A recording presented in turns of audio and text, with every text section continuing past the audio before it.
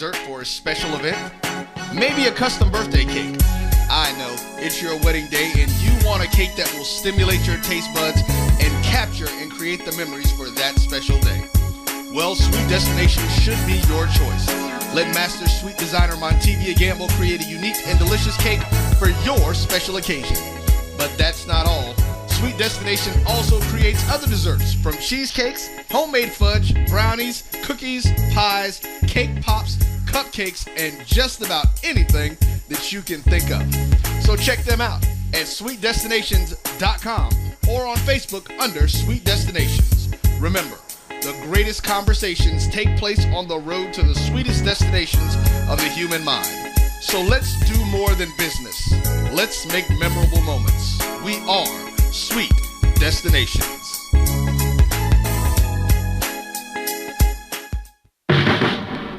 Everyone needs a way to add gold to their financial portfolio. Karat Bars International makes gold affordable to the masses with the freegoldplan.com. Get gold in 24 karat 999.9% pure gold bullion in small affordable weights. Save your money in gold and even get paid to share with others how to do the same. No broker fees, no setup fees, and with referrals, your gold can be free. Go to thefreegoldplan.com. That's thefreegoldplan.com now. Tap Out Studios of Hollywood is one of Atlanta's newest visual and performing arts centers designed for you to perfect your creativity. Our 3,000 square foot event space includes a full bar, VIP section, movie screen, and 2 stages. Take advantage of our Spring Fling package deal for new and existing clients. Save over 40% when you rent our venue for $700 for events with more than 100 people. For booking information, contact Kendra at 404-578-1454. Located less than a half a mile off of I-20 off Fulton Industrial, we are Tap Out Studios of Hollywood, 620 Interchange Drive. Tap Out Studios of Hollywood, inspiring creativity, changing lives, and making dreams come true. Lisa, you've been staring at that computer screen for 30 minutes. What's wrong? Oh, it's my new marketing campaign. I want to tell people how great my business is, but I don't know what to say. I need copy for the website, newsletters, and brochure, and I'm drawing a blank. Writing just isn't my thing. My boss had the same problem, and he called Put It in Writing Professional Writing Service. Put it in writing? What's that? It's a business just for people who need copywriting, but don't have the budget for the big marketing and PR firms. They help my company tell everyone about the great products and services we offer through our website. And when my cousin recorded his CD, Put It in Writing wrote his bio and press release. They even do resumes. That's good to know, because I'll be looking for a job if this business doesn't take off. Don't worry. Call the professionals at Put It in Writing at 901-359-6629 and check out the website at putitinwriting2.com. That's putitinwriting, the numeral 2.com.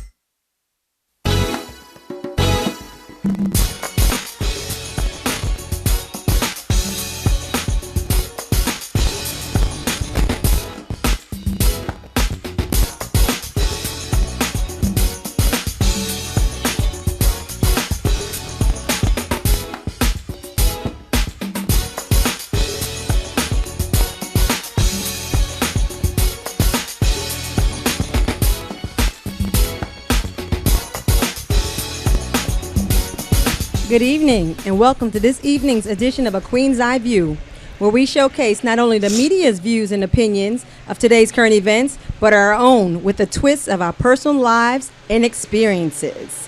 We'd like to thank you all for tuning in. I'm Shay, and alongside me this evening, I have Sayeri and Heidi. Hi. And Dawn will be calling shortly to join us. We're having a good time tonight. Yes, we are. Oh, yes. We got the wings and the wine. What kind of wine is this? This is Tranquility Wine. It can be found at floridavineyard.com. This is wonderful. This is the white wine. Okay. It tastes like muscadines. Yeah, but my glass, I have water. They are made with muscadine. Yes, it is made with muscadine. It's awesome. Yeah, I love them. It's very, like very tasty. tasty. It's like a country fruit. Is it? Like people in the country pick those. Oh, okay. That's why I'm like, what? It tastes very, very good. Muscadine. Tranquility Wines. Very good, very good. Okay, we'd like to thank you all for joining us tonight. We ask that you all take out your iPads, your laptops, whatever you use for social networking or communications, and have your friends join us at skycitymg.com/talk-radio. That's skycitymg.com/talk-radio. I think that's Dawn calling in now. Hang on 1 second. Dawn, is that you? Yeah, hey ladies. Hi, how are you? Hey, Don. I'm Hey. good. I'm sorry I can't be there today. I know we miss you today, and you're missing a treat. We have Tranquility Wine and wings and fries, and it's good. Oh wow. Mm-hmm. I am Yes, missing a treat. yes. Well, we'd like to ask you also, folks out there, to join our network Facebook groups, Sky City Media Group and Jericho Broadcast Networks as well. Also, I'll go ahead and give you the phone number now, and again later. It's 678-701-3738. That's 678-701-3738. And we ask that you call in tonight and join us and participate in our conversation. Thank you so much again for dialing in and tuning in with us. So, ladies, tell me, how's your week been? Dawn, we'll start with you tonight since you're on the phone there. Tell us, how's your week going so far? Busy. Busy. Well, I didn't get there tonight. I was just like, this is too much for one person. I need to clone myself. Like, That'd be too much fabulous, Dawn. I don't know if we can busy handle but that. good. I always say busy but good. So, That's awesome. That's awesome. Heidi? It's an awesome week. It's been extremely busy. I'm coming off a traveling season. Thank you, Jesus. It's over. Woohoo! I'm just glad to be here, food fellowship, and, talk to my people. Awesome. We're glad to see you. Look lovely in that dress tonight, too. Thank you, ma'am. Uh-huh. And that hair. You got your hair done? Just a little something. Uh-huh. We got our eye on you. Mm-hmm. Sayuri? This week is really busy for me. I got a contract with Fulton County to teach sign language to Priceless University, which is a group of young women. Awesome. I want to learn sign language. Okay. Well, I can teach you some. See? Hey. She waved hello. But yeah, it's really fun. It is really rewarding. It's good. It's my first contract, so That's awesome. I'm Congratulations. hoping to get more. Anybody Awesome. needs sign language, any type of women, anything that have to do with women empowerment, call me. Awesome. Awesome. And how Facebook can they me. reach you? Facebook me. Get with me on Facebook. Sayuri Smith. I'm on Facebook. SAYURI Smith. Spell it out. SAYURI Smith.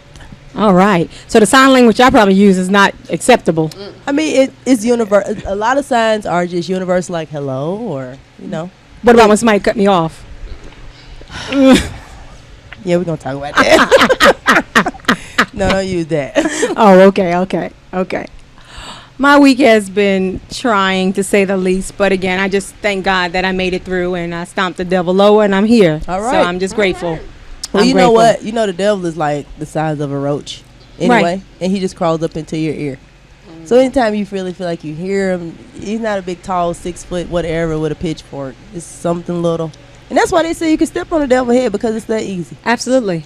I received that, sister. I thank you for that. And I receive it too. Thank you, Lord. Thank you. Hallelujah. Amen. Amen. Amen. Amen.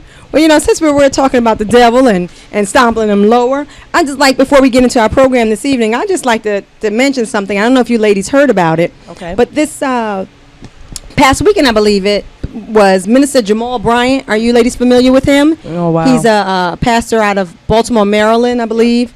And he was in his sermon and he made a comment during his sermon, and I quote, because this was the quote that I saw: "These hoes ain't loyal." Now, I know there's more to it than that, and that was just a 2-second line. But my question is, where's the separation? I mean, You know what? have we gone too far? I got a question. What was the context of the sermon? What was he trying to get across? What was his point? But You know what? I don't really care what the point was. I mean, I know. I want to back up. I want to know what led him to figure that was the most appropriate way to include any type of secularness into the, like, what's your point? What are you trying to get across to the people to where you had to say these hoes ain't loyal? What was the point? Like, how would that even come up into? Right. Now, if you're saying, wait, these hoes ain't what? Loyal, like the song say. Don't you know the song? These ain't loyal. No, I don't. That's the song. I don't even listen to the radio. Oh, wait. I do know the song. My bad. Yeah. So it's like, in what context? In what context would you need to introduce that, Don? What do you think? Like what could a pastor be preaching about when because that's really not funny. It is though. A pastor said these hoes ain't loyal. He said that during the sermon. First of all, there are definitely maybe he did say that to be funny. I don't know what kind of personality he has, so maybe he was trying to do that to lighten the moment. However, I mean, you have to be careful at church. And when you're talking to, you got a lot of elderly people, and you got a lot of, you got children, and you got, all this stuff that's going on when you're in church. So I'm like 99.9999% sure that he could have found another way to get his point across without saying that. And I know it's a song. But no, I can't even really excuse it. And honestly, I can't even really excuse it no matter what his excuse was for saying it. I really can't. I think that if his point was to keep marriages together, okay, like if he was speaking to men who had a problem with being yeah, they really right. Well, yeah, they are participating in things that they shouldn't outside of their marriage. And I think that just basically just saying these hoes ain't loyal would be kind of like a wake-up call to a married man, and like, look, your wife will be there for you. These people in the street are not loyal. Even though I don't agree with him saying that, I don't agree with him saying it like that, but the point that a lot of these men do need to understand is that loyalty is not in the street. Loyalty is at home. That's why you got married, right? That's the point. But the thing of it is, too, when he said that, the congregation cheered. The congregation got excited, and they cheered, and they root him on. Normally he's a. I mean, I've watched him, online. I've watched the live broadcast, and normally his messages are powerful. But he got caught up in some scandal a couple of years ago too. He had an extramarital affair on his wife, which led to his divorce. So basically, speaking from experience. Hey, I'm just saying, I can't judge because if I were to judge, I would be judged also. But I'm just saying. Right. The same pastor? Yes, Dawn Michelle. Yes, indeed, ma'am. He got caught up. So instead of these hoes ain't loyal, it could be reversed too, These bows ain't loyal. I mean, if they a hoe, what you expecting to be? They a hoe. That's what hoes do. Hoes ain't loyal. But then my thing is too, he could have used the word Jezebel. I'm just saying, if you're trying to bring a message home to the congregation, there are other words in the Bible that would help solidify your message, that you could say Jezebel. There are women of the Bible who weren't doing the right thing, that he could have used those names. I think he just wanted to say these hoes ain't loyal just because it was a song. I mean, I believe that you have to. I understand where we change things to fit our audience, and I do believe in meeting people where they are, but we don't have to meet them all the way where they are. Like Sayuri made a point earlier offline that we want to bring them closer to where we are, so we don't have to go down to that level. Right. So and you said, but what really disturbed me? Did I want to make sure I heard you correctly? Did you just say that the audience cheered him on? Yes, ma'am. The congregation in the service, when he made the comment about these hoes ain't loyal, they broke out into a thunderous, did you hear me, applause, shouting. Okay, I'm hoping that just the men were shouting. No. Men and women got excited.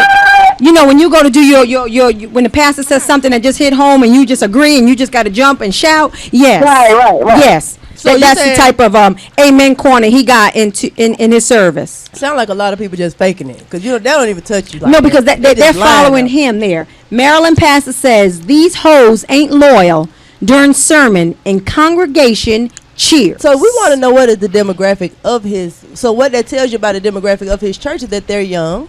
No.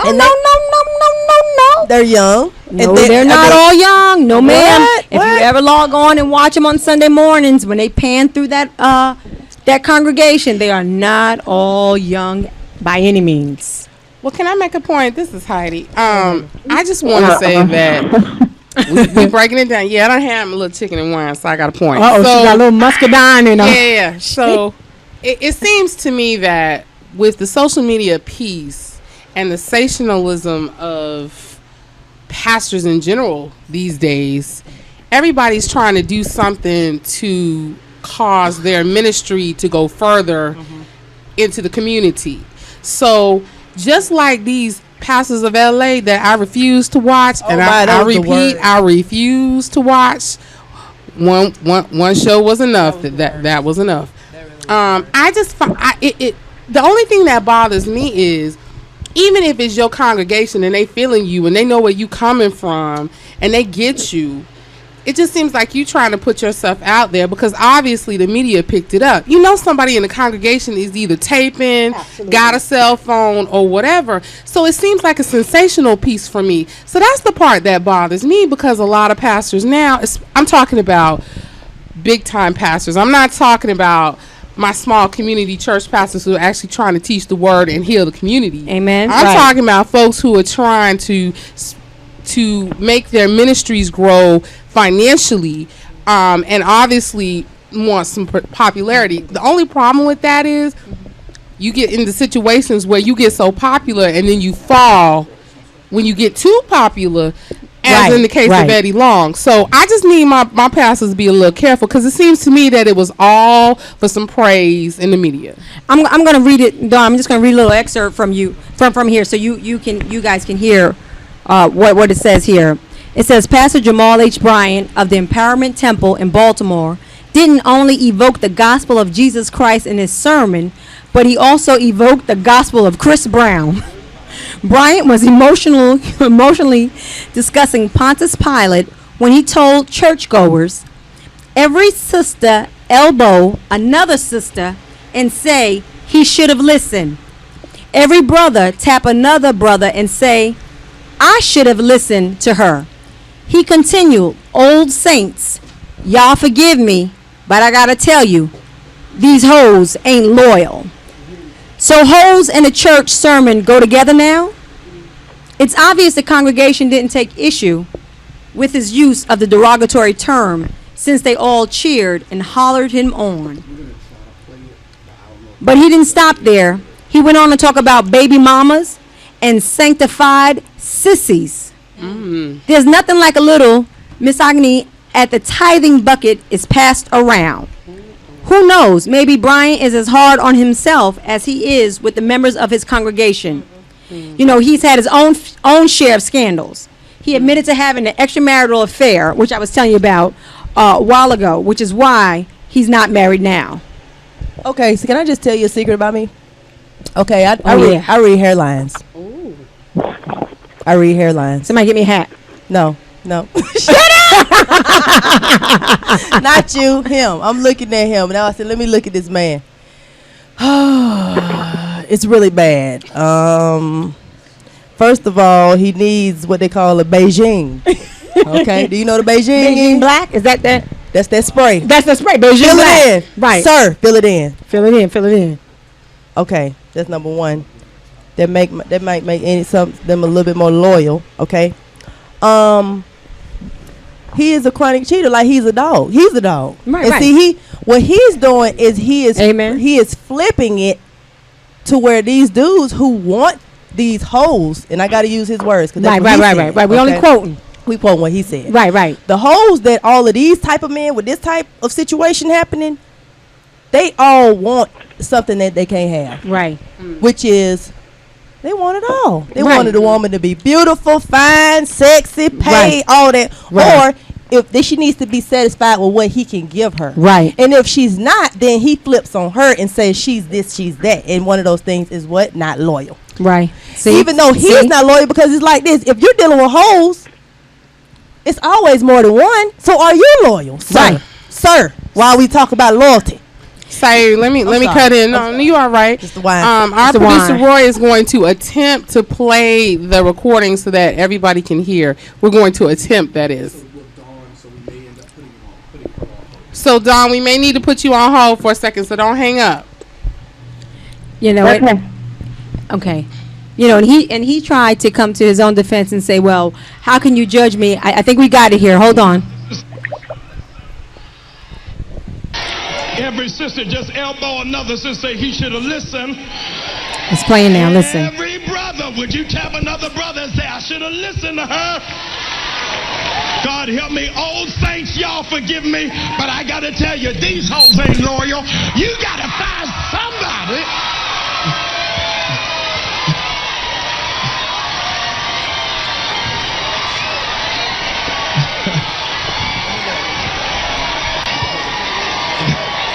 Okay. Wow. All right, be seated. Crowd on their feet. Oh, somebody got on some tights and a baby tee in there. You know what? I'm through. Did somebody just run and throw money on the stage? Oh Lord, see that happened in my church before. But anyway, you may run and throw money on the stage, but that's when the pastor's giving you a word. They speaking something to your spirit. But you know what? See, when some people are dealing with stuff, you know how it is. Right. When you're dealing with something and your friend is doing something to you, right? And as a female, that's why he said elbow another female, right? And what I feel like, in just hearing it in the context of what he was saying, is that he's keeping up mess, right? Because it's like, why not talk about forgiveness against your friend, with your friend who wasn't loyal or something, or about getting away from people that are not, you know, sent to you by God or something like that, as opposed to pointing the finger at that person. Because I'm a firm believer in, if me and you being friends, it could be changed whether or not you have a spirit on you or I have a spirit on me. Right. If I had the wrong spirit on me, we might not be able to be friends. Absolutely. But I think everybody had the potential to be friends, but it's determined on whether the devils that you're willing to shed off you.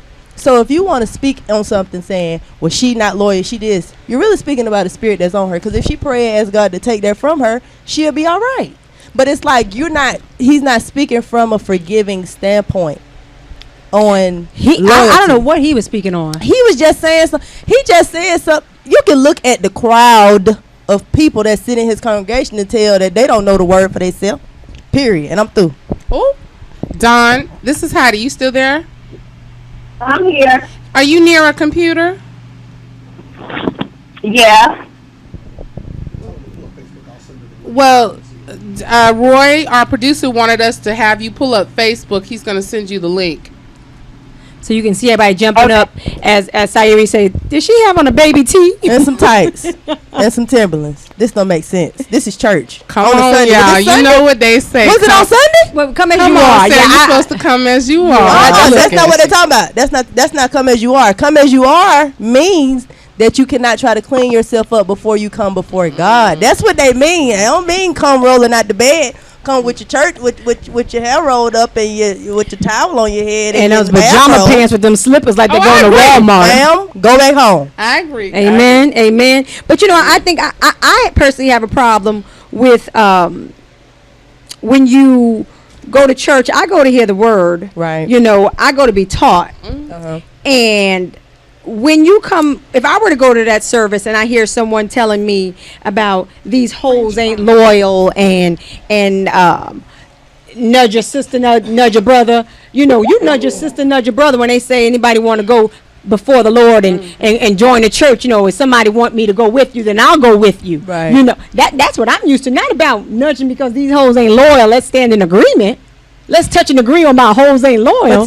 But see, that's like, okay, how can you figure that you're building the kingdom in your church if you are exacerbating the problem of discord and disloyalty? Because there could be, you know, a lot of people in church, they beef with each other. Yeah. And sometimes you have to subliminally, if I was a pastor of a church, I would subliminally be speaking against that all the time. And especially if you are an admitted adulterer, Lord you know, mercy. you came before your church, and you know everybody knew that this is what you had done, that you had this extramarital affair, you were divorced because of this. And if I'm not mistaken, the woman did attend the church at one time. You know, if everybody knows that's your history and that happened, and then you get up into church and you say these hoes ain't loyal, then you should turn around. These hoes ain't loyal. I know because I was with one. No, you know what I'm saying? It's like he's not accountable. He's not being responsible for his actions, and he really is at the end of the day blaming her. That's what it sounds like these to hoes me. ain't loyal. So Right, so somebody told on him. As long as she had kept her mouth shut, he would have been able to do what he had to do and kept moving, and wasn't everybody being his business. He didn't learn nothing. He probably still doing it. And That's why he know the hoes ain't loyal, because he you know what? Somebody might be threatening to out him. And he might have been putting her on blast because she was sitting in the service that Sunday, and he was just saying these hoes ain't loyal, and she probably was sitting right in the front row there or the second row, and he was telling her, since we cussing in church, damn right. Okay, you guys, on the real, this is my issue. The fact of the matter is, the fact that he's using Chris Brown's reference, Chris Brown is referencing a female. It doesn't. He is not differentiating whether it is a female or male. And my thing is, this connotation always rolls back to the sisters, to us. That's my issue with him saying what he said. Right. Because everybody's sitting up in there, they're thinking of it exactly what it is. They associate the word hoe with a woman. Right. And since it's all black women around, you all looking at each other crazy out the side of your eye in church. And they jumping up and down cheering. But hoes are not loyal though. Like, we know that. Like, that's right. what they, But hoes are not all women. Right. And right. that's my issue. But you know what? It's like when you have a man with a hairline like his, what you understand is that all women are the same. He identifies every woman. But he don't care. He have a hairline that just tell you where he's at with it. He don't have a concept of differentiating who is who. You know what I mean? Everybody's a good guy. Sorry, step back from the muscadine. Step back from the muscadine. Sorry, put down the mic in the glass. Don, you got any more thoughts? You still there? Don, you still with us? But you know what? But he did say when Jamal was speaking, he said sisters, elbow a sister, brother, elbow a brother. So he was trying to make the reference of hoes to be both. But to Heidi's point, exactly, hoes are always referencing the women. Right. And I guess Jamal was trying to say, and he goes on Twitter the next morning to try to defend himself and said, oh, see, I'm going to have to come to my own defense and say, I think Dawn's dialing back in. Hang on a second, everyone. Hey, Dawn, you there? Yeah, I'm here. Okay. We were just making, I was just making one last point. I was just saying that Jamal would, I won't say, well, Minister Jamal Bryant was trying to say, I guess, hoes would be men and women because he was telling the men and women both to elbow each other and say, I should have listened, you know, these hoes ain't loyal. But Heidi was making a point that was very true, that hoes is a term used to depict women usually. Right. And when the congregation was jumping up, you know, the women jumping up, the men jumping up, like they're in a club somewhere, you know, in agreement, you know. But when they say something about the Holy Spirit, about God doing something or helping your neighbor out, everybody's sitting tight-lipped. Nobody moving. But you know, they was dressed like they was at the club, so it's kind of easy to... They probably was confused. Right. That's why you have to dress a certain way to go and be certain places, because it helps you act a certain way. Right, put you in the mind frame. Right. You're right. You get because of Baby T's and Tim's. Ma'am, go back home. Right, right. No, you're right. And you know another thing, when you said when the dude, he said he told a man to nudge a man, it still to me seemed like he was saying agree with me, these hoes ain't loyal. Right, it's all still against women. Right, Heidi, you're right on point with that, Heidi. I agree with you. And so he goes to Twitter to try to defend himself and say, dear family, I fell into a sensationalized quote, and regrettably, the context was not heard in whole. You know, they only heard a couple of seconds of it. Do he sell cars too? Do he sell cars? Do he sound like? You sound like he just say anything, and then he just wanted to be excused because it's him. It's me. Like what? Right. What are you talking about? Right. We heard it. We heard it. Don't critique a quote when you've only heard, when you haven't heard the whole message. Only 20 seconds of a 30-minute message. I don't need to hear anymore. What's the name of this man's church? Because I want to make sure I don't ever go. Right. It's the Empowerment Temple. Where is it? It's in Baltimore, Maryland. Oh yeah, you know, and the funny, it's in Maryland. He's one of those mega pastors. He's very popular. I don't do Baltimore.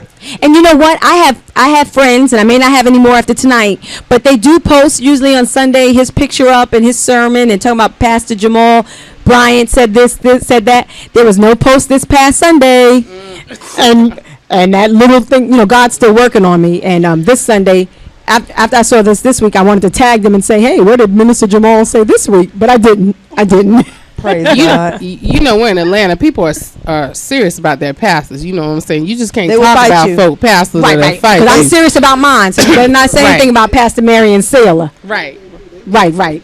Or Miss Jenkins. Well, I think Monique is a homegirl. She's from Baltimore, Maryland, and I think that she needs to take a visit home and you know, Monique will get real. She'll get real with you. Right. So I think that she should go home and have a talk with him, because somebody needs to have a talk with him, because that's ridiculous.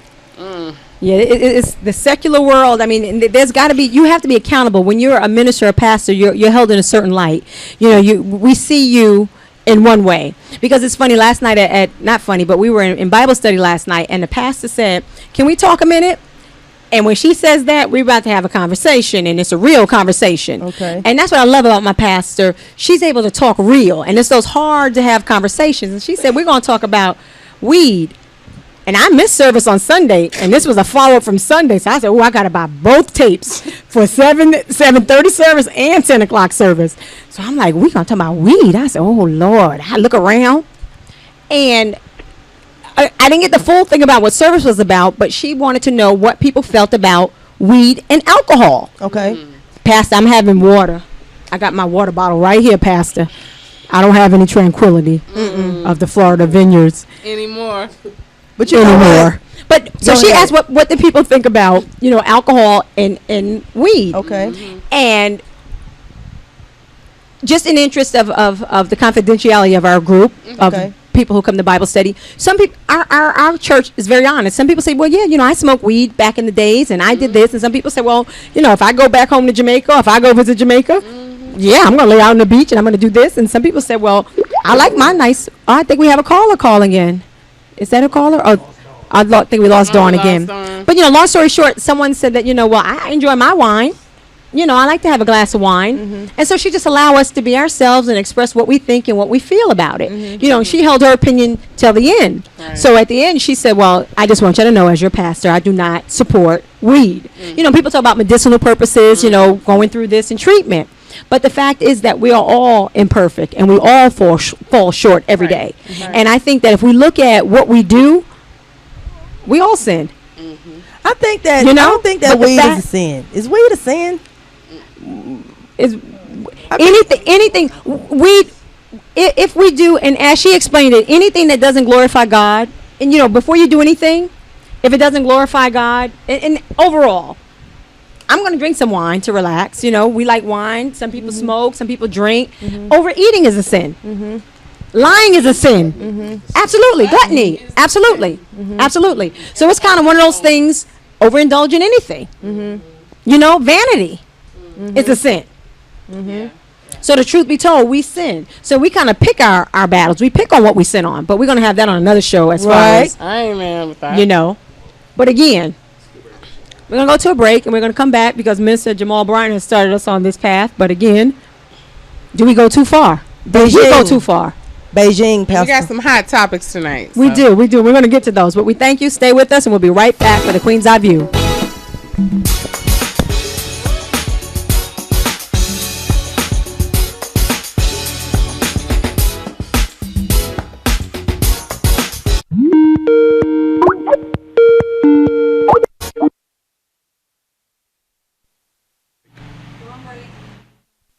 Say hold. Somebody.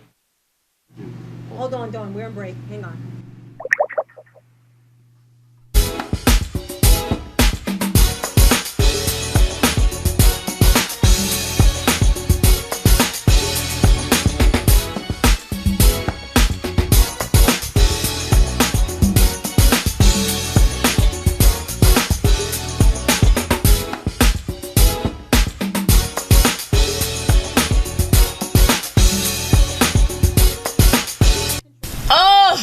been a day I want to forget. From not finding my keys, to running late for my big meeting, then having the client cancel the meeting, to my boss wanting to revamp the entire proposal this weekend. This is really a day for a hot tub and a big glass of my Tranquility wine. The skilled winemakers of Countryside Vineyards craft quality muscadine grapes into fine wine. Known for their distinctive flavors and characters, these hybrid southern grapes create a sweet class of robust wine. So the next time you're out, ask for Tranquility Wines or order yours online today by visiting them at floridavineyard.com. Now this is just what I needed. Tranquility Wine. Why can't everything be this relaxing? Tranquility Wines, for those times when nothing else matters. Please enjoy responsibly, and remember, you must be 21 years old to drink. Are you in need of a dessert for a special event? Maybe a custom birthday cake. I know, it's your wedding day and you want a cake that will stimulate your taste buds and capture and create the memories for that special day. Well, Sweet Destination should be your choice. Let Master Sweet Designer Montevia Gamble create a unique and delicious cake for your special occasion. But that's not all. Sweet Destination also creates other desserts, from cheesecakes, homemade fudge, brownies, cookies, pies, cake pops, cupcakes, and just about anything that you can think of. So check them out at sweetdestinations.com or on Facebook under Sweet Destinations. Remember, the greatest conversations take place on the road to the sweetest destinations of the human mind. So let's do more than business. Let's make memorable moments. We are Sweet Destinations. Honey, what are we going to do with all these bills? It doesn't make any sense. We make more than enough money to cover everything, but we're still in a hole. Let's check out Madam Money. Madam Money? Who is that? She is a financial expert who helps people like us set and reach our financial goals. This is great. With her help, we can do all the things that we talked about. That's right. Now we can take that vacation we've always wanted and not feel stressed. Hi, this is Tara Jackson, also known as Madam Money, and I can help you clear up all of your financial diseases and those pesky financial STDs. See, this is why I love you. Yes, I know. So check out Madam Money online at tarajackson.com. TARRA Jackson.com. Tap Out Studios of Hollywood is one of Atlanta's newest visual and performing arts centers designed for you to perfect your creativity. Our 3,000 square foot event space includes a full bar, VIP section, movie screen, and 2 stages. Take advantage of our Spring Fling package deal for new and existing clients. Save over 40% when you rent our venue for $700 for events with more than 100 people. For booking information, contact Kendra at 404-578-1454. Located less than a half a mile off of I-20 off Fulton Industrial, we are Tap Out Studios of Hollywood, 620 Interchange Drive. Tap Out Studios of Hollywood, inspiring creativity, changing lives, and making dreams come true.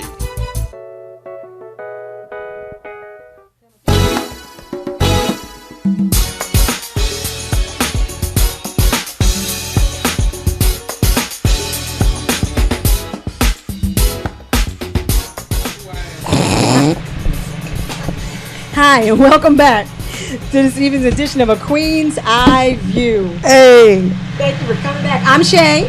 This is Sayuri. And this is Heidi. And we have Dawn Michelle on the phone with us. Okay. From that last break, we had a good time. We had a good chat, and we're going to have Sayuri. She's going to have to put down the muscadine on this edition here. Well, no, the next, we were speaking of, when I saw some reality shows, I got caught up on my reality show, and I was just looking at the women, just the different types of women that being pushed to us, and just how a lot of the kids are watching it and how it's affecting them and how they're basically playing these roles. like as a teenager, you pretend to be this type of adult, and it's basically playing into what the pastor was saying, just being that derogatory name that we're being programmed to basically exactly. So they're sensationalizing being a hoe, if you will. Right, and then we're also becoming, we're women.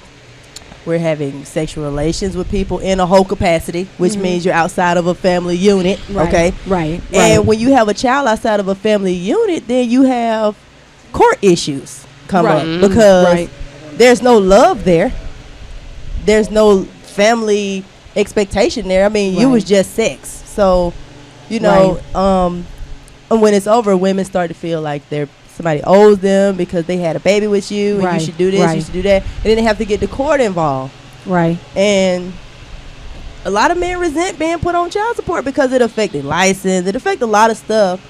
They can't make the moves that they want to make. They can garnish their wages. They can take their taxes every year. It's a whole bunch of stuff that happen just behind a hoe that's not loyal.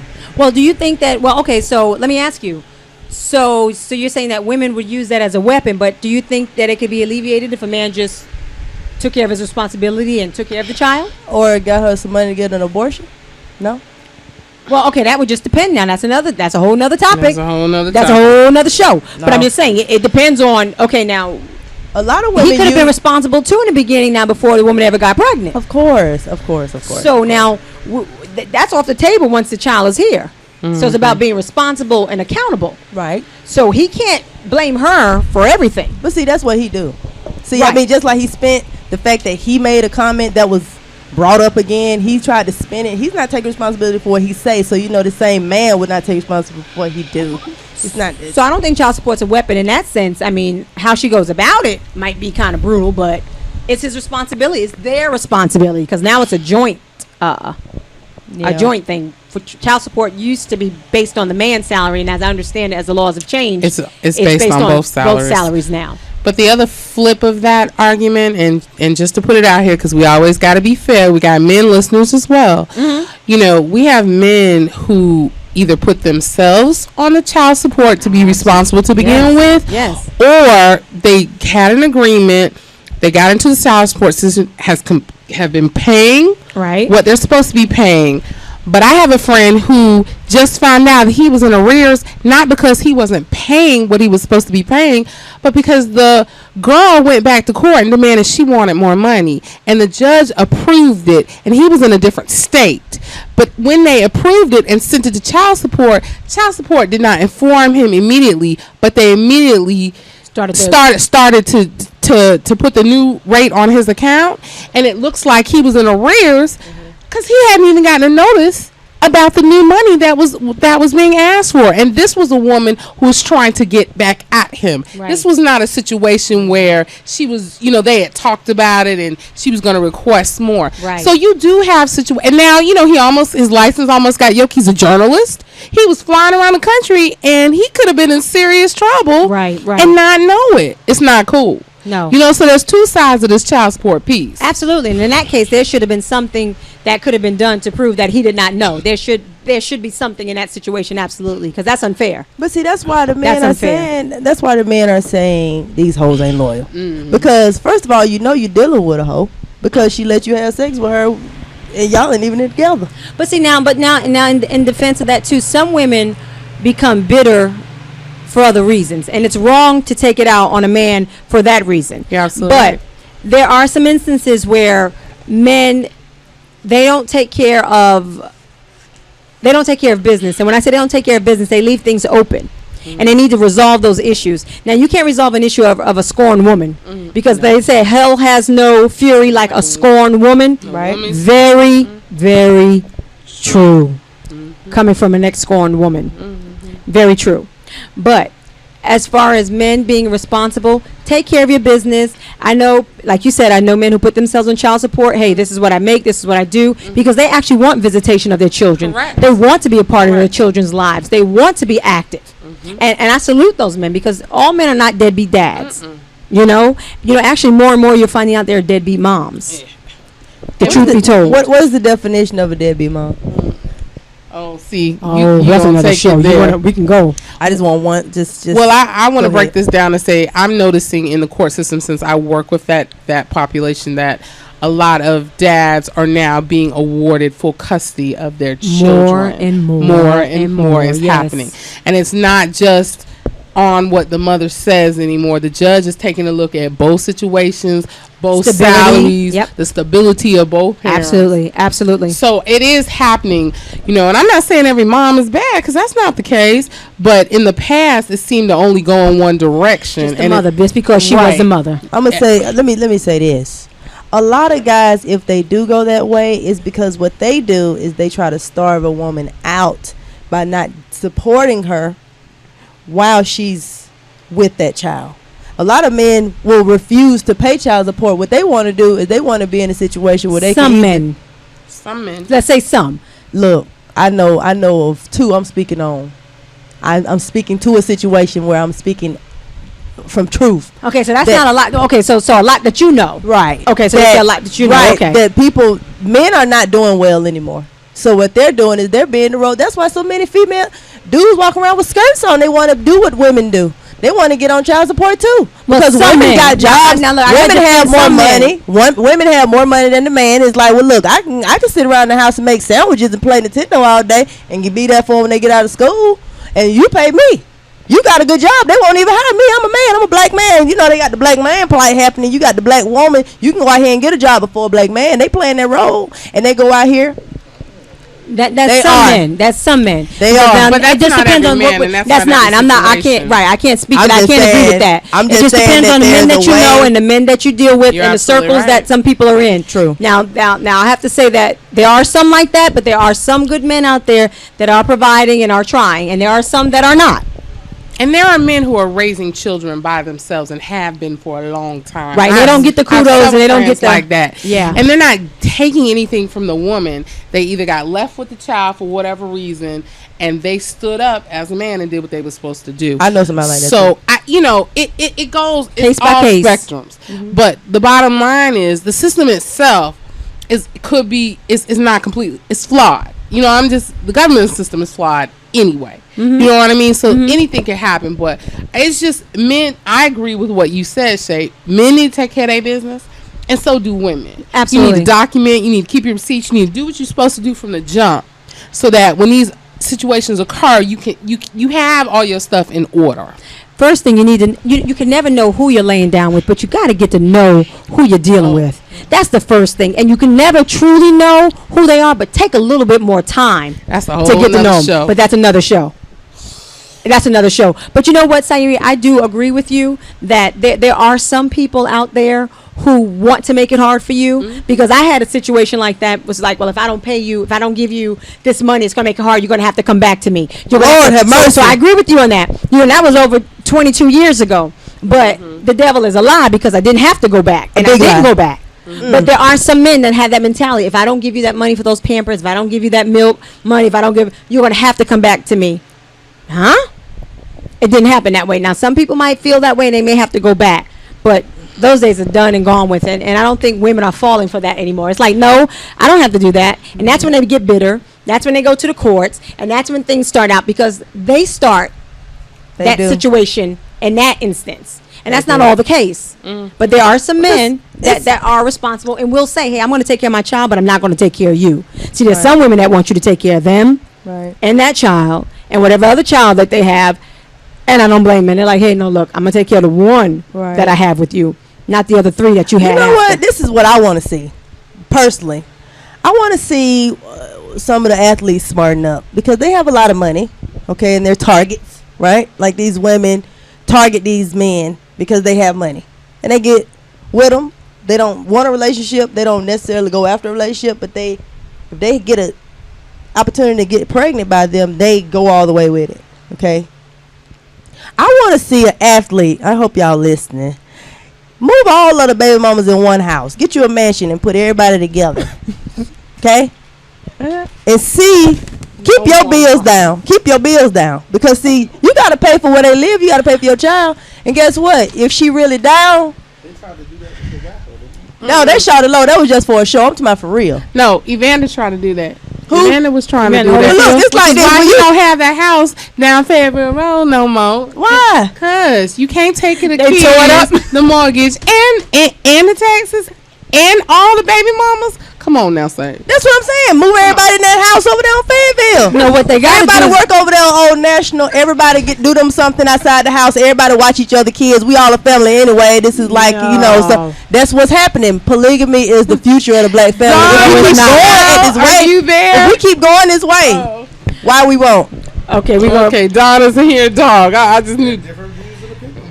It's all good. Yeah, It's all that's right. good. That's why it's a queen's eye view. I'm trying to figure out why this. How is that not gonna work? If you a woman and you are out here trying to get a baby with somebody who got money and you've achieved that, you are at that man's mercy. But I want these men to really teach them a lesson. Are you gonna live in a house? Are you gonna be part of that? I would never. What do you call it? Like what's The that show? Right. What's that show? What they I'm have? not gonna do is use my body as like some type of lottery ticket type situation. Right. Okay. So polygamy. I don't. It's I not don't a see lottery that. with me. Right, because then what happens when they don't take care of them? They're all gonna be down there trying to apply for some assistance, and everybody gonna be. It's like this. Look, if you want me to take care of you, this is your address. This is where you stay. What you're not finna do is just because I make $15 million a year, you finna go get you $1 million house that I got to pay for. How about he put a condom on and stop sleeping with everybody? How about that? How about that? How about he be accountable and responsible? That's too much. And stop sleeping with everybody. That's too much to ask for at this point. Amen. How about that? How about we just cut it off at the head, or literally just cut it off? How about that? No, not off, but you know what I'm saying. What I'm saying. What I'm saying is, okay, somebody like just be responsible. Somebody Stop who you can do whatever you want to do. They can. They can, depending on what type of woman you're dealing with. You can. No, because because you know what we're missing here. There are children involved. Well, that's true. There's lives involved. You know, they not only have to be cared for financially, they have to be cared for emotionally. See, it's one thing to give a child games and clothing, but it's something to give them emotionally. So you can't possibly pour into 15 children like you could 3 or 4 in a stable home. But they're not even going after that in the first place. That's not the goal. No, but I'm That's just not saying the point. they may not be going after that in the beginning, but after Yeah. a point, it comes where you got to start looking at these kids, these children as individuals, and they have needs. They're not going to do And that. what happens is they're not going to do that, but they have to, because then we have those issues like the gentleman who was shooting up at the schools there, and we have these Columbine incidents, and we have these kids with these mental issues that feel neglected, and regardless of all the things that they have, all the things that their families have amassed, and all of the cars and the clothing and all the social status that they have, they're still missing something, which is that love and attention from their parents. So we have to feed that need. That's true. But you know what? Go ahead, Heidi. Go ahead. No, I was just gonna say, you know, I'm on point with you guys. But one of my friends, who I call her a 6-figure sister, she's one of my closest friends.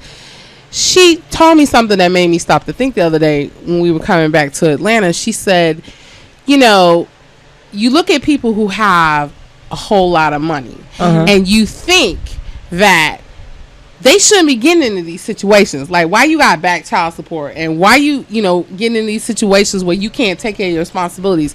But in actuality, the women or men who work those $15,000 jobs may look at, let's say, me, who's in a totally different range, and be like, why she can't pay her bills? Right. Why she just had to pay file bankruptcy? Why she can't? If I had her money, you know, it could be 50, 60, 70,000. Yeah. To them, that's rich. Right. To us looking, middle class folks is looking at the rich people like, wow, why can't you pay your taxes? Why you ending up in jail and you making $1 million per picture? Yes. We tend to live out of our means every time we get extra money. Amen. That's the problem. Yes, it is. We don't live below our means. We live out of our means. So the real issue is, if people would handle their economics a little better, and they had better advisors, then they would make better choices. I.e. move everybody in the same house. Look at you. And all that notes. Look, everybody in the same house. You got to keep your expenses low. That's what's that? That's what's that? You're supposed to live below your means. You are. But what is that, budgeting 101? You gotta keep your overhead is low. You know, everybody in the same house. You got bills. Everybody using the same everything. We all together. So Sayre, we can come live with you then? Damn, where do I live at? You don't want to know. Let's not talk about it. You gotta start right now, girl. And on the next note, next note. We're moving on to the next topic. That's a great segue right there. Hilarious. Okay, you know what? Are we talking about T.I. and Mayweather yet? We're going to take a break. We're going to take a break and come back. Stay tuned. Thank you. Stay tuned. We'll be back with a Queen's Eye View.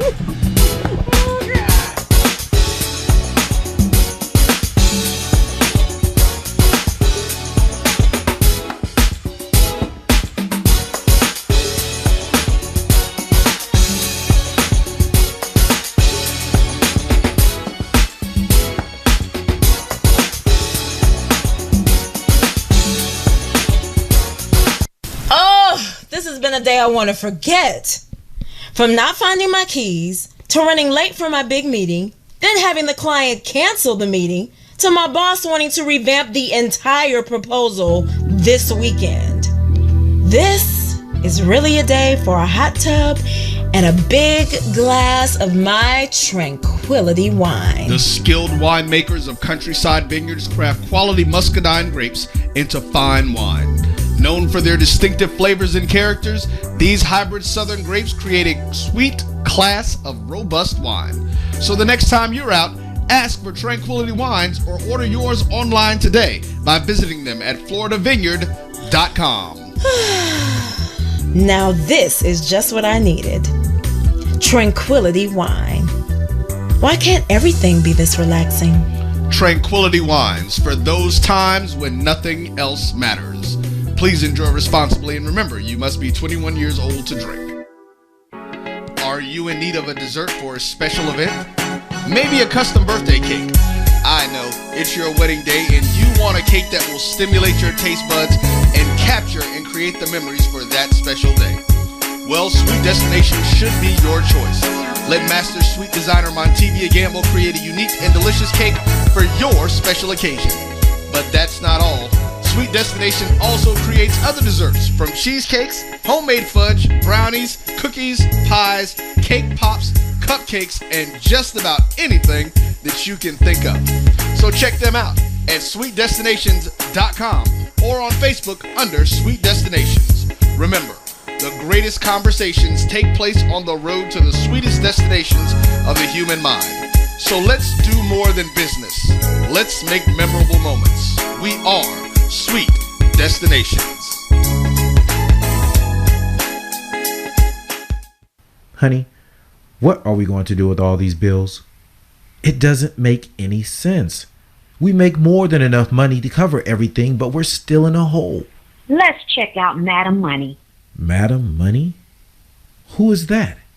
She is a financial expert who helps people like us set and reach our financial goals. This is great. With her help, we can do all the things that we talked about. That's right. Now we can take that vacation we've always wanted and not feel stressed. Hi, this is Tara Jackson, also known as Madam Money, and I can help you clear up all of your financial diseases and those pesky financial STDs. See, this is why I love you. Yes, I know. So check out Madam Money online at tarajackson.com. TARRA Jackson.com. Tap Out Studios of Hollywood is one of Atlanta's newest visual and performing arts centers designed for you to perfect your creativity. Our 3,000 square foot event space includes a full bar, VIP section, movie screen, and 2 stages. Take advantage of our Spring Fling package deal for new and existing clients. Save over 40% when you rent our venue for $700 for events with more than 100 people. For booking information, contact Kendra at 404-578-1454. Located less than a half a mile off of I-20 off Fulton Industrial, we are Tap Out Studios of Hollywood, 620 Interchange Drive. Tap Out Studios of Hollywood. Inspiring creativity, changing lives, and making dreams come true.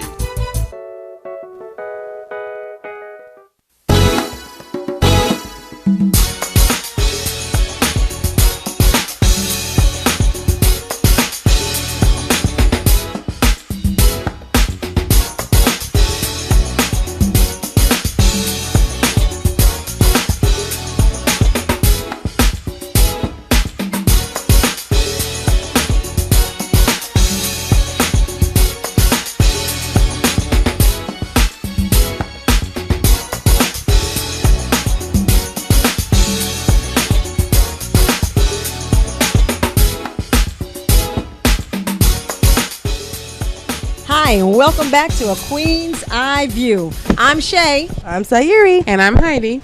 Telephone number here is 678-701-3738. That's 678-701-3738. Call in with your questions and or comments. Okay, we're back from break, and we're going to leave that polygamy and that everyone live in the same house to save child support and money as a weapon alone in that last segment. But we're going to move on to something else that kind of tugs at all of our hearts. And last week, I know in East New York, Brooklyn, there were two young kids. Actually, that's my old neighborhood where I grew up. And two young kids, they had gone down to get some ice cream. Their parents, they were 6 and 7 years old, two best friends, one little boy and one little girl, taking the elevator down, and they went to get some ice cream. Well, on their way back up, they pressed for the elevator. They got into the elevator, and a man got in the elevator with them. And supposedly, they were making too much noise for him. He pulled out a kitchen knife, and he began to stab them. He stabbed one over 19 times, and the other one 15 times. Unfortunately, the 6-year-old, he died from his injuries. And the 7-year-old, she's in a hospital, and she's fighting for her life. Wow. And they said the reason for it was, he said they were making too much noise. Now, he was at large for a while, but they just caught him as of yesterday. So, of course, they said mental illness was a factor. And some people say, oh, well, why would the parents let them go down and get ice cream? Why would they do this? But I'm just telling you, I grew up in Brooklyn, and we're a different breed of kids. We know how to take the elevator down and run to get your ice cream and run back upstairs. We hang out by ourselves and run up and down the street. It's just different. It's a different environment. It's kind of like going outside and play. You let your kids go out in the front yard and they play. You feel pretty safe there. Everybody looks out for each other's kids. You run downstairs. It's a four-floor building. Press 4, you go up. And they said that when the elevator door opened up, the girl was able to drag herself out of the elevator and get help. And, I was just speechless when you think of a little kid, 6 years old. How old was this man? I think he was early 30s. But the thing was, the city, Brooklyn, was not resting. It was all over social media. Everybody was looking for him, and they wanted to find him themselves before the police did. And someone had actually posted a picture up. Someone did a sketch and said, this is what he looks like. And this is not funny, although I chuckle. I only chuckle because this is how serious they were about finding him.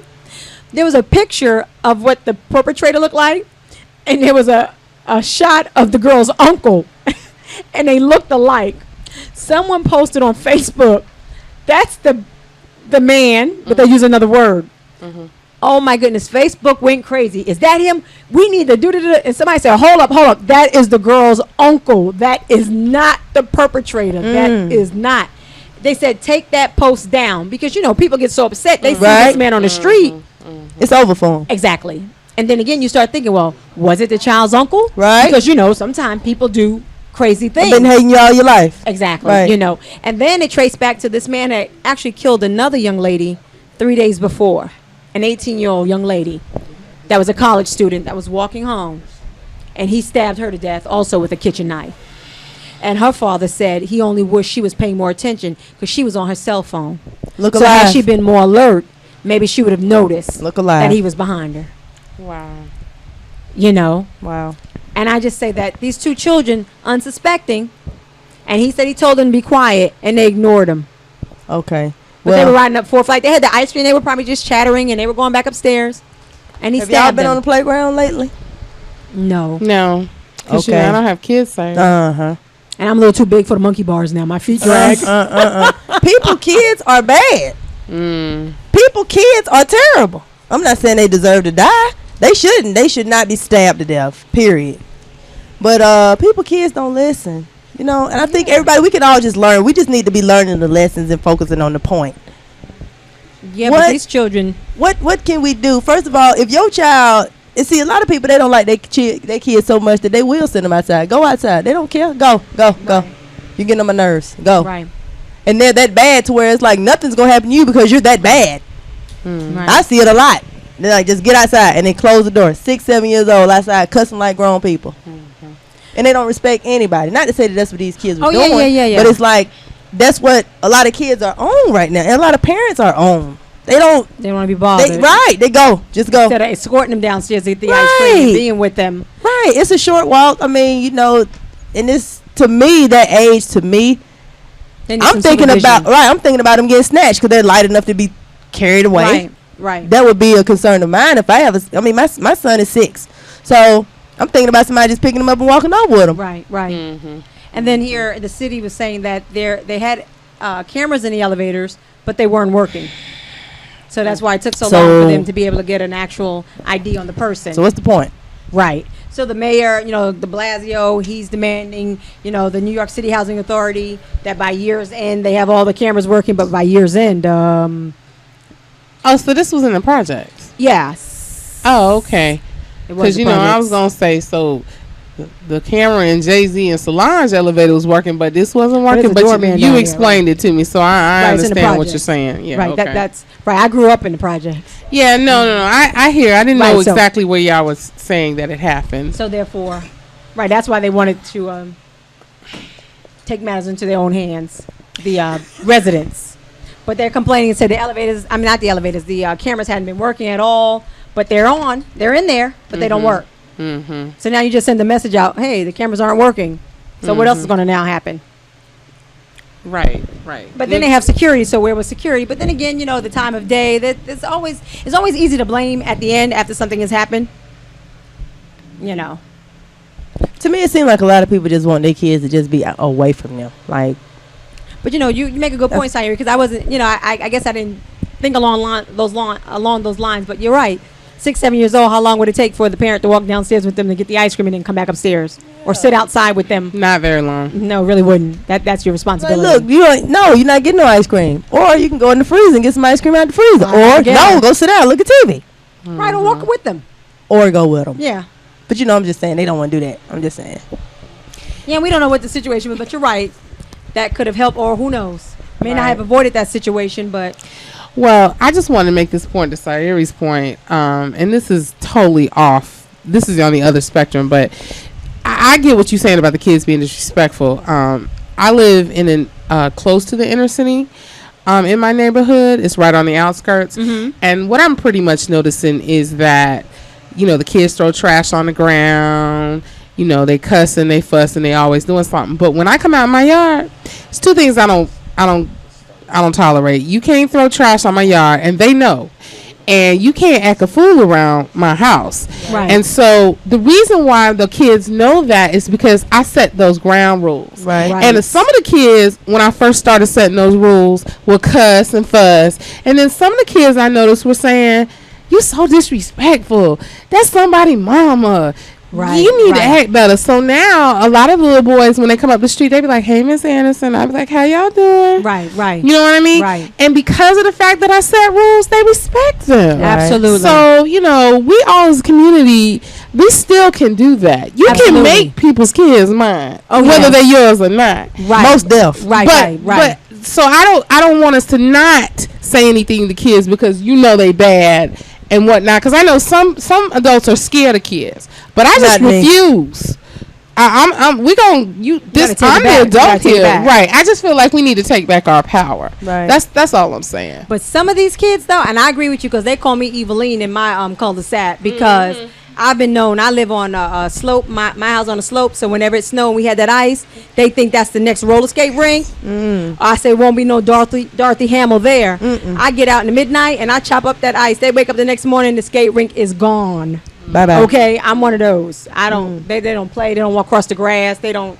They don't like me in that way, but they respect me because I grew up. We couldn't play on our own grass, let alone the neighbor's grass. Right. Like, why would you want to respect? Like, people clearly are not teaching their kids to respect anything. Right. Seriously. Right. But kids are treacherous though, because if you say something, you got to watch them. Because they will come back in certain areas and retaliate. Man, I'm not scared of that. They will retaliate against your home. I'm not they scared will of that. retaliate against you. You know, so you do have to be careful what you say and who you say it to. Well, you know, you have to pick your battles. I used to pick teach your battles. at the little. I was teaching sign language to the little toddlers. Right. And that's the age where they want to start to say no and all of that, which is fine. You know, sometimes no is needed. Right. But you're going to respect what I say. You're going to respect what I do. And respect how I run my class, period. Right. Okay. I'm gonna equip you with stuff to communicate with me, which is sign language, so that we don't have to have a lot of crying and a lot of times we don't think about that as adults, like Right. giving kids tools to communicate. Right. Because a lot of times they lash out because they like. If I keep saying God, die, you're not gonna understand. If I knock some Right. stuff down, you're gonna try to really figure out what's going on. Exactly. So exactly. another time, like when they get older, they just keep doing that. They just keep acting out as a way to communicate to adults because they don't feel like they're on the same communication wavelength. Like I agree. They can speak to an adult and express themselves. Right.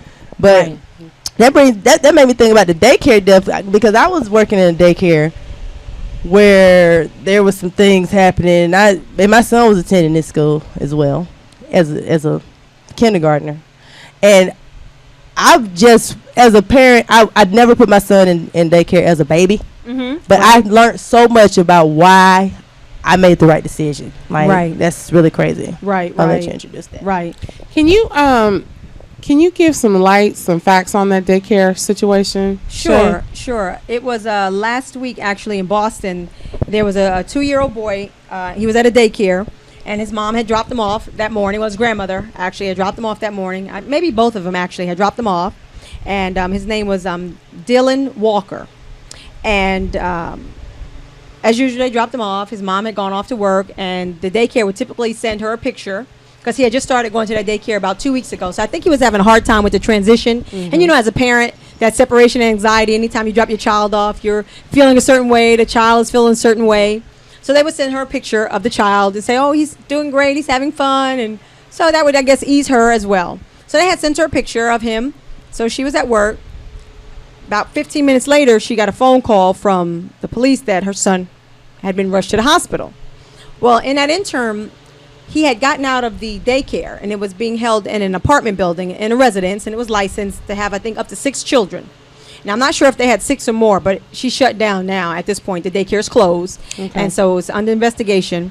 But the child had gotten out of the house, and they said that the door didn't properly latch behind whomever came in the last time. It should have automatically latched, but I think you had to manually close it, and the last person in did not. The child got out and managed to get to the 4th floor, which was the roof, and he fell off the roof. So one of the ladies says she happened to be walking by at the time, and the next thing she knew, she heard something, and when she looked back, there was a child laying there on his face. And I can't imagine getting that phone call that your child had been rushed to the hospital, because I don't believe that they told the mother why the child was at the hospital. Of course, you're not going to tell over the phone he fell off the fourth story, 4th floor. And when she got to the hospital, she had found out her child was dead. Said the child was dead there at the daycare. And the grandmother said that morning the child had cried and cried because he did not want to stay at the school. He cried and cried because he wanted to go back home with them. And she said that if she could have traded her life, that's what she would have done, would trade her life at that moment to get her grandson back. And I do believe that was the mother's only child. Wow. He was the only child. You know, when I worked at the daycare, my first day there, I was talking to a young lady who worked there in the baby room. They kind of like let me go around, and she worked in the baby room with the baby, like the infants, the arm babies. And she told me a really, you know, in a very bubbly voice, how her child died because her son was 2, and they play a game where she would call his name and he would run and she would have to find him. So she went down, flipped her to put her hair up, and when she came back up, her son was gone. She put her hair up in a ponytail, and she was walking around calling his name, and she could hear him running, and then she couldn't hear it anymore. And then she went to the back, and he had drowned in the pool. Lord. And she really was so awesome at working at the daycare, but it's because of that void that she had. It was kind of like, it was just sad to watch her, like, after that. At first I was like, she's just so good, like, she's like, this is her niche, like, this is what she's made to do. But when I learned that, I was like, she's kind of off. I mean, really, she, you know. And then when she found out she was pregnant again, she actually quit soon after. But that was one of the worst stories ever, because it's like, you start to ask yourself, like, how do you let a baby get away? You know, like you know, but you don't want to put yourself like, it would never happen to me. You know, you don't talk like never, right? Right, but it's kind of like you start asking those questions though, like, how did the baby get out?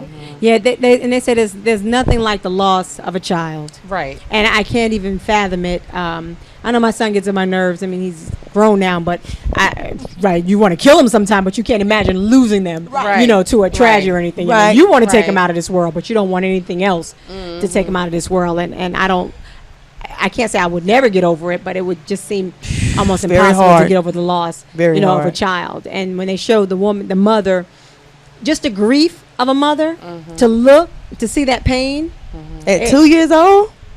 Yeah, at any age. But yeah, at 2 years old, and, you know, they can't even effectively communicate.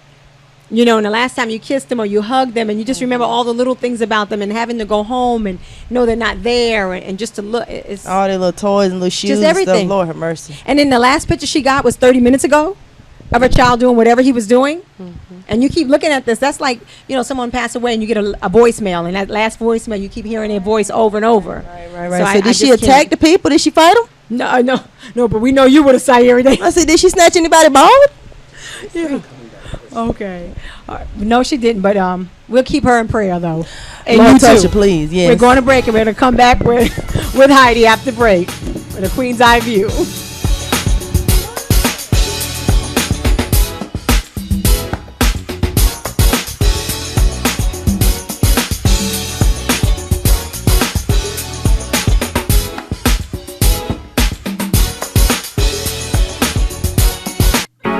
Are you in need of a dessert for a special event? Maybe a custom birthday cake. I know, it's your wedding day and you want a cake that will stimulate your taste buds and capture and create the memories for that special day. Well, Sweet Destination should be your choice. Let master sweet designer Montevia Gamble create a unique and delicious cake for your special occasion. But that's not all. Sweet Destination also creates other desserts, from cheesecakes, homemade fudge, brownies, cookies, pies, cake pops, cupcakes, and just about anything that you can think of. So check them out at sweetdestinations.com or on Facebook under Sweet Destinations. Remember, the greatest conversations take place on the road to the sweetest destinations of the human mind. So let's do more than business. Let's make memorable moments. We are Sweet Destinations.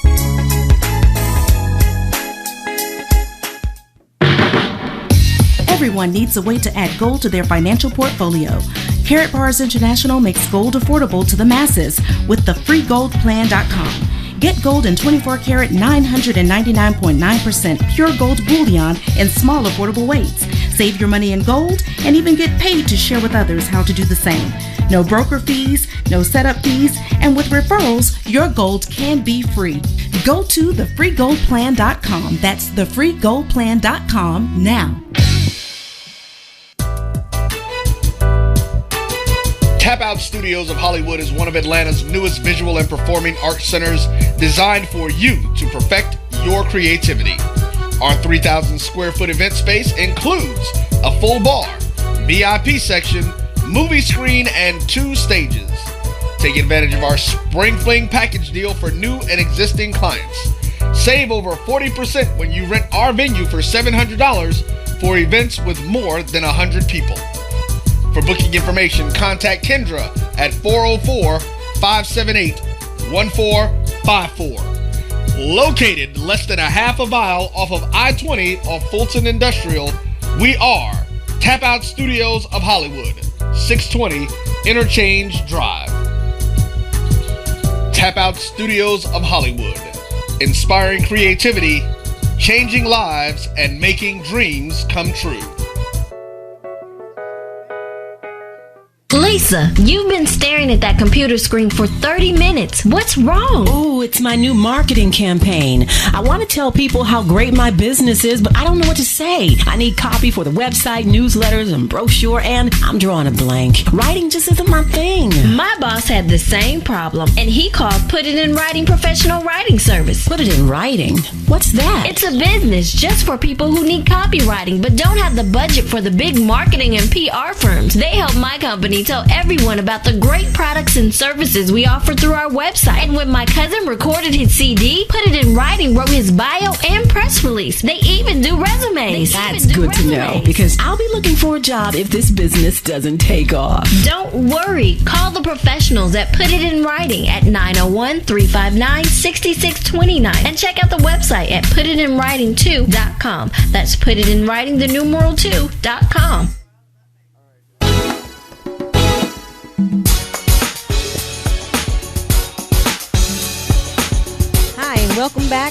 Hi, and welcome back to A Queen's Eye View. We're back with Heidi's segment. So what you got for us, Heidi? Okay, good evening. We're gonna lighten this up a little bit. We're gonna leave where we were and we're gonna go back into it's summertime, it's hot. Okay. Everybody need to take some time off. They need to get some vacation. So I came up with this segment. My segment, which is going to be a once every blue moon, is going to be Heidi's Haven. Because we all need a secure spot to be and lay our head. Yes. So this week I was thinking about the fact that, us black folks, we don't always have a little extra for those wonderful weekends that Steve Harvey used to talk about. You know what I'm saying? We just have a couple days off. Right. But a lot of times we want to travel, and we want to do things. Yeah. But then a lot of us can't afford those passports, or we let it expire and we need to get it renewed, and you all know that's expensive. Right. So I did a little bit of research, and this week I found 5 exotic places in the U.S. that do not need a passport and have budget-friendly trips, destinations, as well as packages for weddings or a group events that are $200 a night or less. Yeah, payment plans. Look at you. So the first exotic place I found was Puerto Rico. Hola. Puerto Rico does not need a U.S. passport. They have some of the most beautiful beaches in the world, several exotic hotels and resorts, and a lot of them, because the country, unfortunately, is extremely impoverished. Most of their money comes from the tourism piece. Right. So a lot of the hotels and discounts, I saw packages for $400 and $500 for 3 nights, all inclusive. Drinks, your food, and your hotel stay. You just got to get there. And I thought, well, if you don't need a passport, that's a nice little vacation. A little wedding destination, something like that. So Puerto Rico was the first place. The second place is the United States Virgin Islands. The Virgin Islands also, you do not need a passport to attend. You can go down. They have accommodations from St. Thomas at the Ritz-Carlton to, they've got a place called Canal Bay Resort on St. John. And all of these places are $200 or less a night, which I thought was fabulous. And they also have all-inclusive packages. I saw a couple of packages for destination weddings in the United States Virgin Islands. Who are you trying to get married? Well, I'm not trying to get married, but I know that weddings are expensive, and people are trying to do things in the budget. Right. So, like, if you can get an all-inclusive package for $600, and that includes them giving you a wedding, all you got to do is bring your dress, boo, and show up. And a groom. The groom too. Right. And the groom too. I got a dress. So the second one was the U.S. Virgin Islands. Now, the third place, I actually had to do a little looking into because I know the name, but I always think of this as being somewhere really off. It's called the Northern Mariana Islands. It's a beautiful... Okay, let me just give you some history. It was initially settled by Spanish colonists in the 16th century. Then, of course, the Japanese took it over in World War II. And then finally the U.S., because, we battled there in 1944, so now it's a U.S. territory. So, they took it over too. So, this particular island has a lot of the thrill-seeking. A lot of our Caucasian brothers and sisters might like this. They have the zip lines and you see the sails up in the sky. And, right. A lot of those types of beach event stuff that's, a little extreme. The mountain climbing. Right. And so forth. Right. They had some pretty good packages. The thing about this is a little bit more secluded. These islands are a little bit, and there's a lot more wildlife. So, I wouldn't suggest that you go unless, if you're a little scary. But I'll stay inland. If you...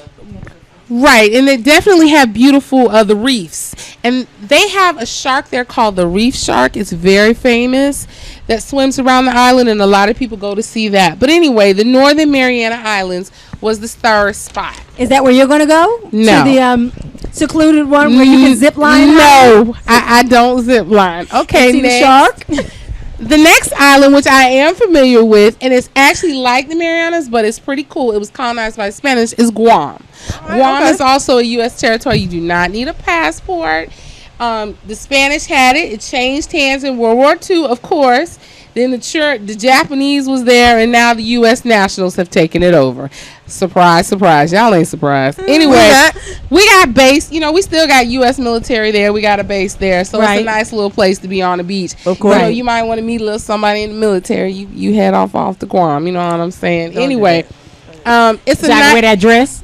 No. So I can get that destination. They've got something called Two Lovers Point, a cliffside lookout over pristine panoramas 400 feet above the Philippine Sea, plus a dramatic legend of star-crossed lovers. And while flights to Guam don't come cheap, accommodations do. So the resort in Tumen and nearby something called Tumunge, they average about $200 a night. So 3-4 nights, that's really not bad for a vacation, especially if you don't have to pay the passport. You don't need your passport to go.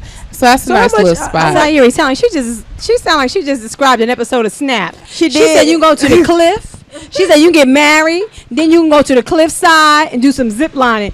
I swear I saw an episode of Snap where they got married, and that man pushed that woman off the cliff, and she was eaten by a shark. She's trying to set us up. I'm not going. Leave it to my radio system to change my segment around. But anyway, Guam is one of those islands. The last island that I found on the chart was the American Samoas. Now, I was actually interested in this because, you always... I don't know. Hold on, I'm sorry. Okay. The Rock. The Rock? He's Samoan. I'm interested. Yeah, go ahead. Look at you. That's why I was a little interested because, the Samoan black mix, that's a nice looking mix. So anyway, they have beautiful, pristine islands. They have something which I thought was interesting. It's called a village called Allegra. And they've got a little spot. Y'all so crazy. They got a little spot called Tisa's Barefoot Bar where you can get a drink and a meal, and the chef will grill you a fresh caught lobster. Ooh. And then you'll have a night in a beautiful Samoan hut hotel down there. Ooh. Very tropical. You have like the little huts that come across the water. If you ever seen like the reality shows, I remember watching Keeping Kardashian episode where they had this huts across the water on their vacations. I'm just using like on that movie, Couples Retreat. Yeah, girl, like on the Couples Retreat. Okay, I saw that movie. Right, you said Barefoot something. Right, they have this place called the Tisa's Barefoot Bar. If you want to get a drink and a meal and get you a fresh caught lobster, they'll make that up. Then you'll stay in your hut for the evening. And American tourists can fly into what they call Pago Pago via Hawaiian Airlines. Awesome. It is also a little bit secluded, but it's not as expensive. And it sits between a collection of 5 volcanic islands and 2 atolls between Fiji and the Cook Islands. Okay. So it's a nice little spot to, have a nice little destination. But once again, you don't have to have a passport to go there either. That's so, nice. We as black folks, we need to get out and explore the world a little bit. And and sometimes I know coins is a little funny. I get that, right? And they are coins. But you can enjoy destinations inside of or around the U.S. You don't necessarily have to go across the seas to see beautiful island resorts. And that's Heidi's Haven. Thank you, Heidi. Awesome. I learned so much. That was awesome. Awesome. I like that. That sounds good. Gotcha. Yeah. I like that. Roy just told me next time I need to do something in the state because we do have a lot of islands. We got Jeco, we got Tybee, we got all kinds of things. Hilton Head. Right. So next time I'll bring out some stuff going on right within the U.S. Right, or maybe you'll do some treats. You might just do some treats right here in Atlanta because one time I did a stay right in downtown Atlanta because there were so many things right here I hadn't done. You know, I did the CNN tour one time. I never did that. That was pretty cool. The Coca-Cola building tour is actually pretty cool too. Yeah, I'm not a soda drinker, and I didn't like them splashing that water on me and that little thing they did. You sit in the front row and the seat jerks and the water spits on you. But So what you thinking about Sounds of the Lambs? I don't know what I was thinking. I was thinking about my hair really at the Okay. time when All I right. had some. I really didn't like that. But I also did the Mayfield Dairy tour, which was pretty cool. Oh yeah, You know? definitely the dairy tour. And then one other little spot in Atlanta, since we just bringing this up, right? Is if you need a little spa time and a little loving, you go to Chateau Elan, which is not too far outside the city, and it's absolutely beautiful. I had some friends that get married there. You get all day couple packages, spas, wine, cheese, Right. massages, paraffin, whatever you got going on, you know, to make you feel better. So yeah, that's like a 2-3 day package, and they're not bad. They're not Right. bad on money at all. Right, and stop at Kroger and pick up the Chateau Elan wine and drink it in your room. Right. I'm just saying the same thing. You know, you can't swipe your EBT for it, but you know you can go for that. Oh God. And on to the next one. That is Sayeri. Again, a Queen's Eye View. That's why I love this show. You've got 4 queens with 4 different views, and you know, we just love it. We respect each other. We laugh. We have fun. And Sayeri and her polygamy and her EBT card. We're gonna go real far with this one. Yeah. I love it. I love it. You know, guys, I was just wondering, did you hear about the story that happened here? The Georgia cop that was shot in the back while he was working at the Waffle House this past week. I don't know if I'm gonna go into this because Sayeri's she's already going into convulsions over here, and I'm not sure I want to cover this. But this was in Griffin, Georgia, this past Saturday. It was he was 43 years old, I believe, and he was working, you know, off duty, but he was, you know, doing a part-time job there at the Waffle House, and three actually Caucasian young people came in, and they were a little rowdy, so they were asked to leave by the officer. And it's about 2:30 in the morning. The young woman that was there was the girlfriend of one of the gentlemen. She got a little loud and actually confrontational with the police officer.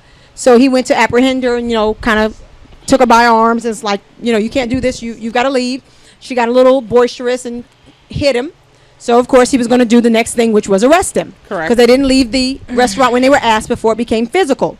So while he was attempting to arrest her, her boyfriend pulled out a gun. Now, mind you, the officer is in full uniform, not off duty, just, you know, in his clothes, hanging out, full Griffin, Georgia uniform, gun, holster, police car outside. So he's noticeably a police officer. And when he was doing this, the gentleman, well, the guy, took out a gun, shot the cop 3 times in his back. Well, at that same time, the officer, who was a black man, brother was visiting him. You know, he would come and hang out with him at the Waffle House when he had to work those overnight hours. He also was there. He had a gun, a licensed gun, he permit to carry. He shot the gentleman who shot his brother. Did not kill him, but he shot him. And the cop, unfortunately, he died. He's going to be funeralized on Monday here in Georgia. Wow. He was a husband. He was a father of 2 children doing his job. And they asked the brother of the cop, did he have any regrets about shooting? He said, yes, that I did not kill the man. Okay, can I talk, please? Lord have mercy. Yes, I had to get that part out because Sayeri's going to take us home with this one. Go I ahead, was Sayeri. just talking to somebody about the fact that the reason, the problem I have with black police officers is because they do not use the force that white police officers use against white people while they're in uniform. It's like white people can abuse their power in our communities with excessive force. They can kill whoever. They can kill kids. They can kill whoever. Okay, but every time you see a black police in a white area, he is very docile. He is not confrontational. He does not handle them the way white people handle black people in their own community. So the fact that he didn't use he should have locked everybody up. He should have called for backup like they do. When you pull over somebody on the black side of town, it's always 2 police cars. They always make sure they have each other back so that they can overcome whoever they feel threatened by. Why this black man did not feel threatened by these white boys and girls, I don't know. Yeah, it was why is it that he did not feel the need to use excess force and kill somebody? Because if that was a black group of people on a black side of town and a white cop is sitting in there on their side of town, the cop would have been called as soon as they were rowdy in the shot Rockwell House. When they walked in, they probably would have called. Right. Or if anybody got boisterous, he would have shot somebody, and it would have been, they should have been under control. You need to know how to handle, interact with a police officer. They're in a position of authority. You should blah, blah, blah. I stand corrected if I can. He left 7 children behind. Wow. 7 children he left behind, and this guy shot him 5 times in the back. And one penetrated his bulletproof vest because he had on his vest. Right. But one penetrated his bulletproof vest. How many times did the white boy get shot? It's unclear. I think how many times he got shot. Shot him? Yeah, because I think the brother shot him, and I think he probably went to go to the aid of his brother after he shot him. But he was when he was attempting to arrest him, I guess he didn't even know he had a gun. It was the 3 of them. You in Griffin, Georgia. That was the thing that I was about to bring up. Whose grandparents used to hunt black people. Let's not play games. Yeah, I was about to bring that up about shot him. How many times that the brother shot is not knowing how many times they actually shot the guy who shot the white guy. And I hate to say this because. Okay, I'm going to make this point, but it's true. Go ahead. I used to work for this lady, and we used to go down to Griffin. They have this famous T-shirt and sock, and one of those manufacturing places that does a lot of kids for clothes for kids. Right. And so you can buy them in bulk if you're like a nonprofit. So right. like if you have a clothes closet or something like that. So my boss and I and her program assistant, who was also African American, drove down to Griffin. My boss is Caucasian American at the time. We drove down, and on the way to Griffin, we decided that we were going to stop at one of those family steakhouses. Well, when we got out the car, Terry and I are, and the people can't see us on the radio, we're pretty fair-skinned. But Terry's closer to my boss's complexion because she's, like I said, she was white. Okay. So when we first got out the car, we saw pickup trucks, and I made this joke with Terry. I said, "Oh, look at all the pickup trucks," because I'm making jokes. But when we walked into the steakhouse, you could have heard a pin drop. First of all, everybody stopped what they were doing to look up to see who we were. Wow. I don't know if they thought. I don't know what they thought, but then they walked past us. The people who you have hostess at the front, right? They wouldn't even see Kim. She was my boss. They wouldn't even come up to her and say, "Hey, how many, where do you guys like to sit, or how many is in your party?" They walked past us for a good 10 minutes. So finally, Kim decided to go into, I'm going to be crazy white lady mode. And what she did was, she was like, can I see the manager? And she got loud, and then everybody looked up, and they were like, "Ma'am, is there a problem?" We haven't been seated. Obviously, we're standing here. We need to eat. There's a problem. Terry and I almost said, Kim, I wouldn't let's just go to a whole I wouldn't even eat there. I wouldn't have eaten there. I wouldn't have eaten there. But then Kim was like, "No, we came up in here. I've been sitting in here for 10 minutes. We gonna eat this food." No, not me. So she was here, and we sat, and then I was concerned about the food, of course. They would have eaten half before I did. But I'm good. So Terry and I just had the salad bar because we could see that. And then Kim ordered. We were like, we're going to have a salad bar. So we ate and finished and left. But that was my experience in Griffin, Georgia in 2004. You know what I'm saying? So it doesn't surprise me. For some reason, when we got down there, even the policeman at the manufacturing shop was like, "Well, are you guys going to be down here for the evening?" And Kim said, "No, we're grabbing the things that we need, and we're taking them back to the closet for the kids." He said, "Oh, good, because, you guys shouldn't be down here driving after dark." It's called a sundown town. You see that? That's sundown town. And that's sundown towns are places where black people cannot be caught when the sun go down. But I tend to remind everybody, if you go just a couple miles outside the metro line, on either side, it doesn't matter, north, east, or west, or south, you could run into some situations. Baby, in the metro. You're absolutely correct. In the metro line. You're absolutely correct. In the metro line. I just had to bring that up. But I just want to say, for Officer Jordan, my heart goes out to him and his family and those 7 kids that he leaves behind. I just want to say that any black police, you use your uniform. You know what I mean? Even it out. Kill some white people. No, okay, no. See, the views expressed on this show are not necessarily the views all of the radio sisters. I'm just kidding. Well, we thank you for joining us this evening. On that note, balance. We thank you for joining us this evening for a segment of A Queen's Eye View. I'm Shay. I'm Sayuri. And I'm Heidi. And Dora Michelle joined us earlier on the phone. We thank you again for joining us this Thursday night. We hope you join us next week for another special edition of A Queen's Eye View. Have a great night. Thank you. Bye, everybody. Bye. No more wine for you, Sayuri. That's it. No more.